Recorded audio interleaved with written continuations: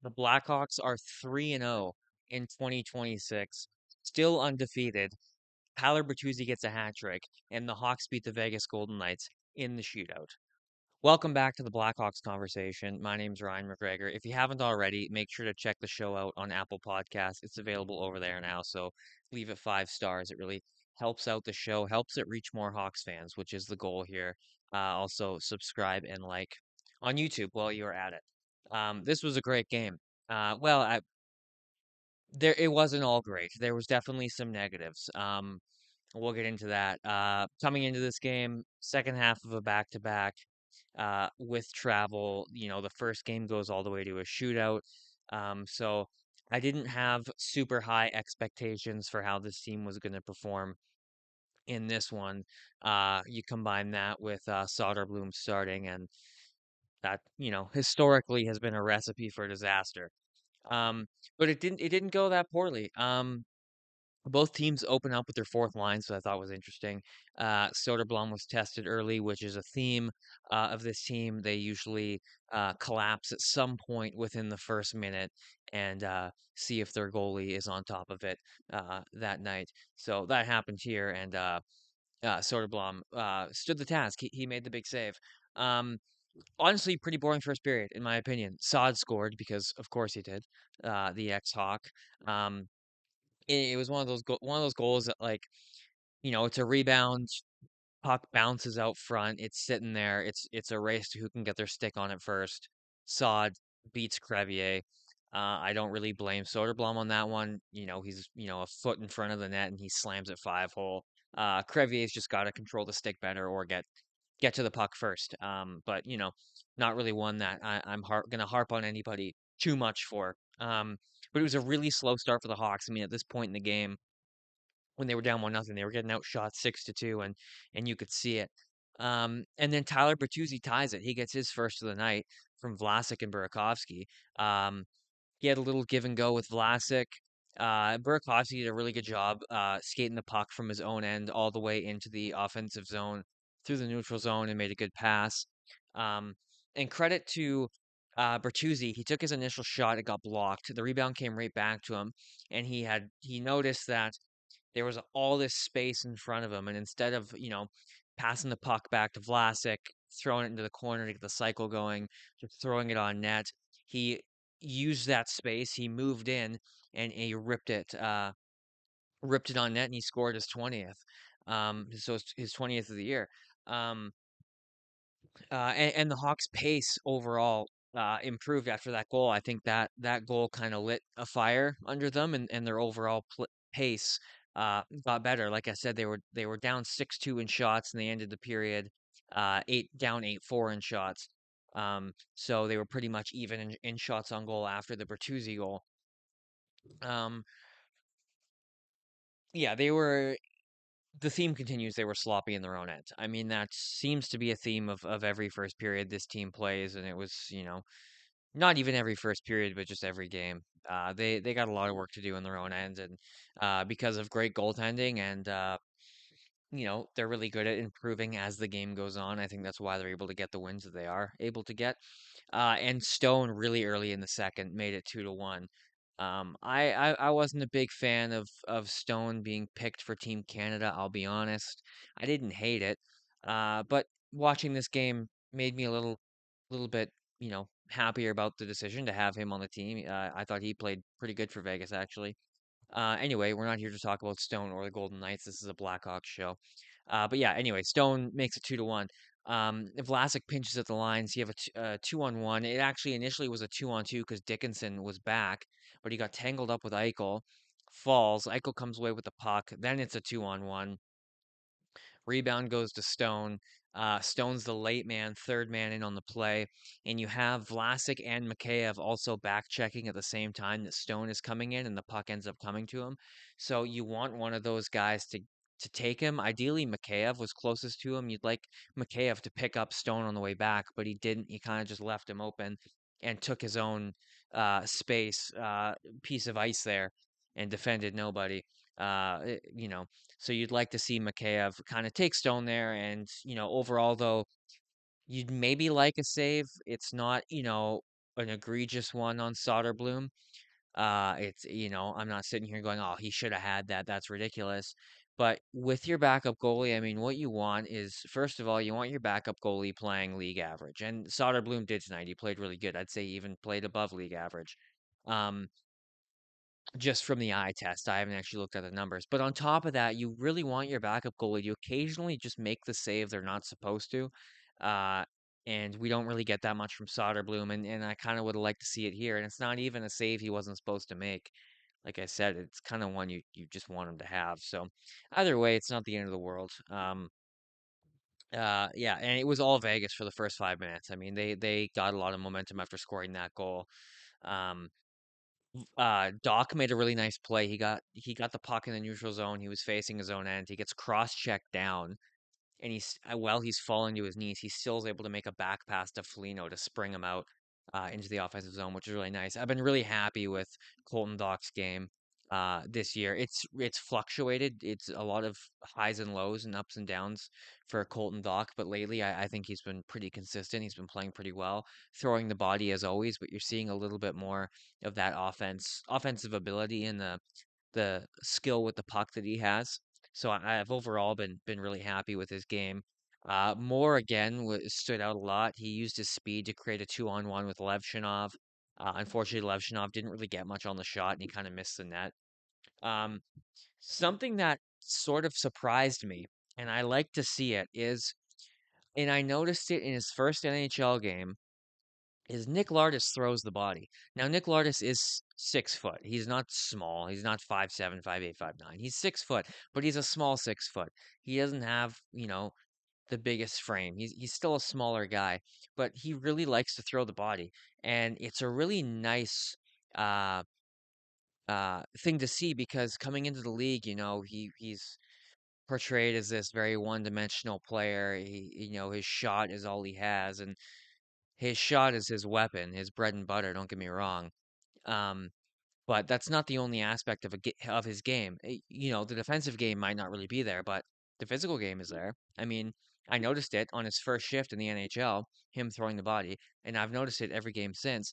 And he almost dumped Zach Whitecloud into Darren Pang's little booth there. He laid a big hit on Whitecloud's a big guy too. So that was that was really cool to see. I really like that from him. Um, Dickinson had a chance and he caught Mikheyev right in the midsection with the puck, and Mikheyev was clearly in pain, so he left. He did come back and he looked fine after, so I don't think there's anything to worry about there. And then the Hawks get their first power play. Lazon kind of sits on the puck near his own net as the Hawks are swarming and they have momentum and Vegas is tired. And it's looking like they're going to get a scoring chance out of it. So he kind of sits on the puck, and the refs call it a delay of game. So I understand if Vegas fans are upset about that call. I would be if the Hawks were on the receiving end of it. He didn't, intentionally cover it with his hand or his torso or anything. It was kind of slid under his legs. He's just sitting on the ice. So yeah, anyway, though, the Hawks go to the power play because of it. I'm not complaining there. And the first unit had really good movement. Levshinov got put back on the first unit, not Grizzlick this time. And they were in the zone for pretty much their whole time on the ice. They were out there for over a minute. Um, and they were moving the puck really well, creating a lot of good looks. The only thing is, nobody shot the puck. Nobody was shooting. There was a moment between Teravainen and Levshinov where they passed back and forth 3 or 4 times, and it almost looked like they were saying, "No, you shoot it. No, you shoot it. No, you shoot." Like nobody wanted to shoot. It got so bad to the point where the crowd started booing, and then Burakovsky just threw it on net, um, which created a really good opportunity for Ryan Donato, who almost scored. So the Hawks need to start putting pucks on net. I said it last post game. Artem Levshinov's goal, uh, the other post game, happened because they threw the puck on net and he was able to get a rebound. You got to throw the puck on net, especially Levshinov. He has a shot. Teravainen was trying to set him up for a couple one timers too, and he just wasn't taking them. I don't know if he didn't like if he didn't like what he saw, he didn't see a lane to the net or what. But he's really good at finding. He's really good at being able to get the puck on net through traffic. So I don't know why he was hesitant to shoot on that power play. He had a few opportunities and he didn't do it. So I don't know what that was all about. And so obviously the Hawks don't capitalize, and we get to the end of the second period, 2-1 Vegas. Um, the sloppy D zone coverage continued. I thought the fourth line played well. Bertuzzi was noticeable. Obviously, he had a good game. And Soderblom ended up making some good saves. So I don't know if I would call the second period an improvement from the first, but I didn't hate it. Um, you start the third period with a huge block from Bertuzzi. I think that got the bench fired up. Uh, some momentum there, so much so that Foligno has a wide open chance, and Hutton ended up deflecting it out of trouble, but it looked like Foligno was going to tie the game. He had a wide open cage. He didn't do it. Um, Levshinov continued to dance all around the offensive zone. And then you get a rush from Burakovsky to Bertuzzi to Green for a grade A point blank chance. And I mean, Ryan Green is just, he's got to be the most snake bitten player on this team. I wouldn't even say he's got to be. He is the most snake bitten player on this team. He can't score. It seems like every game lately, this you know past few weeks, he's had two, three, four grade A scoring chances, and he just hasn't been able to bury them. So I think the guy's just snake bitten. I think that'll change over time. I think the goals will start coming. But I thought he still had a great game because Bertuzzi scores shortly after on a great feed from Green. Green gets it in front of the net, tries to kind of a in tight 2-on-2. He tries to pass it across the crease. It gets blocked. He gets his own rebound. Second chance to pass it. Finds Bertuzzi, who puts it home. And Bertuzzi was wide open. Like I said, it was a kind of a 2-on-2 in front of the net, but both guys were going on Green or focused on Green. Nobody had Bertuzzi in front of the net, and he's able to tap it home. Pretty much the definition of a Tyler Bertuzzi goal. The only difference is Connor Bedard wasn't the one giving it to him this time. So game gets tied 2-2, and that takes us to overtime. Um, uh, they started more Burakovsky and Vlasic, which I liked. Last time it was more Lardis and Vlasic, and I was okay with that too. But I think Burakovsky equally deserves a chance to start overtime just as much as Lardis did. And I actually thought Burakovsky had a better game in regulation tonight, so I can see rewarding him with starting overtime. So I wasn't upset about that one. Oliver Moore, I'm gonna keep saying it. He's a true centerman. He wins the opening draw of overtime and the Hawks get possession. Um, Oliver Moore, his game has taken a massive leap in terms of developmentally since being put in the center position since Bedard's injury, or since Nazar's injury. I think he's a natural center. I think you got to keep him there, and I touched on it a couple post games ago. Is that creates so many questions on the lineup when Bedard and Nazar come back. I think he'd be a good third line center. I know everyone wants him in the top six, but I think when you have Bedard and Nazar back, I think he'd be the perfect third line center. I almost think you don't touch that line of more Lardis and Teravainen unless you want to put Teravainen back with Nazar on that second line. These are all questions for the future, have nothing to do with tonight's game, so I'll move on. But it's just interesting to think about when these guys come back because these young guys have exceeded expectation in my opinion. So they definitely don't deserve to be sent down or dropped into the, dropped on the fourth line with no ice time. Anyway, yeah, and Tyler Bertuzzi scores the game winner. Um, a great, they have possession in the offensive zone. They were moving the puck around. Mikheyev draws two guys to him. He sells shot, finds Bertuzzi again, where Bertuzzi scores all of his goals on the doorstep, back door, taps it in. The puck just crosses the line. Eichel scoops it out, but it was clear as day that the puck went in, and the Hawks win. And Vegas actually challenged for offside. It was a pretty quick review. It came down to like a millimeter. Even if it was offside, it wasn't even close to conclusive, which it has to be to overturn it. So the Hawks win. 3-2, Tyler Bertuzzi, all three tallies, gets the hat trick, gets the first star of the game, 21 goals on the year. Um, If you had told me in September, October that by uh by January Tyler Bertuzzi would have more goals than Connor Bedard and he would hit 20 goals first, I wouldn't believe you. Obviously the injury is the reason for that, but good for him. I mean, he's having a great year. He's on pace to just shatter pretty much all of his career highs. He's on pace for over 40 goals, I think now, after three tonight. Um, his career high, I believe, was 30, and he's got 21, and it's only what, January 5th, 4th? I don't even know. Um, so he's just having a monster year, and it's so good to see. And um, it's nice to see too. After the signing last year, people were really unhappy uh, with the signing initially, and then when the season got underway and we kind of saw what we had, the inconsistency and the maybe lack of effort or motivation, really upset people, myself included. So it's really good to see him have this breakout year and have a consistent year because he's kind of known for having ups and downs and very inconsistent years. Um, yeah, and it was good, nice to see Soderblom get the win. Um, he's someone I've kind of felt a little bit bad for this season. Like I want to see the guy succeed, and I want to see the guy have a career as a backup goalie. Preferably in a Hawks jersey, but he makes it hard to justify that sometimes. So I thought he had a great game. So it's good to see the team get a win on the second half of a back-to-back after playing in the shootout with travel against Vegas with your backup in net, missing your two stars on offense, and you still find a way to come from behind in the third period and get the win. So really admirable victory for this team overall. Um, just can't wait to have Bedard and Nazar back. Missing them so much. It sucks watching Hawks games without them in the lineup, but I think as far as how things could have gone with them being injured, I think we're looking at best case scenario because I just talked about Tyler Bertuzzi.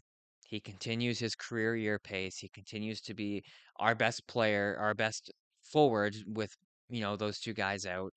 Um, Oliver Moore, uh, not only has been moved to center, but has been given the opportunity to play more and, look, he started the last two overtimes. He's started like he's given an opportunity that he wouldn't have if Bedard and Nazar were here, and he's taken full advantage of it. Nick Lardis has taken full advantage of the call up. I thought he's looked amazing. Ryan Green being the first line center now. I mean, how about that for a 22-year-old who wasn't even supposed to make the opening night lineup, and now he hasn't missed a single game all year. He's been a guy you can't take out, and he's only solidified that, in my opinion. I mean, you know, he was given the opportunity to be your fourth line center, and then he's given the opportunity to be your third line center. And then he's given a shot rotating in and out of the top six. Then he earns a permanent spot on Bedard's wing, and now he's earned and played well in a permanent spot, or not permanent, semi-permanent spot as your first line center. And he hasn't looked a minute out of place. The only critique I would say is he's snake bitten and he can't score right now, but that happens to everybody. So I would say as far as Bedard and Nazar being injured, we've pretty much I'd say we've got best case scenario on our hands in terms of results from the rest of the lineup. So it's going to be really awesome to see them come back. But um, this team is fun to watch even without those two, which is cool. It's something I didn't expect. I don't think anyone expected. We're 3-0 in the new year. Um, Vibes are high in Chicago right now, as they say. Anton Frondell scored today to send Sweden to the gold medal game. Everyone's pumped for Frondell. Nestor still is playing against Canada right now. I don't have the score in front of me because I'm doing this, obviously, but um, things are looking good in Chicago. Things are looking exciting, and I just hope they keep it rolling. I mean, if they can keep it rolling and you know flirt with above 500 from the new year until Bedard and Nazar get back, and then maybe get back in the win column again and start playing like they were at the beginning of the year when those two are back. Who knows? Could they claw their way back into the fight? Like, could they claw their way back into the wild card conversation? My gut tells me no, but crazier things have happened, and it's a tight league this year. Points are close. There's not a lot of teams below 500. Nashville is tied for a wild card spot right now, so that tells you all you need to know about the race. Yeah, that's about all I got to say about this game. I'd love to hear your thoughts in the comments below. Leave a like and subscribe.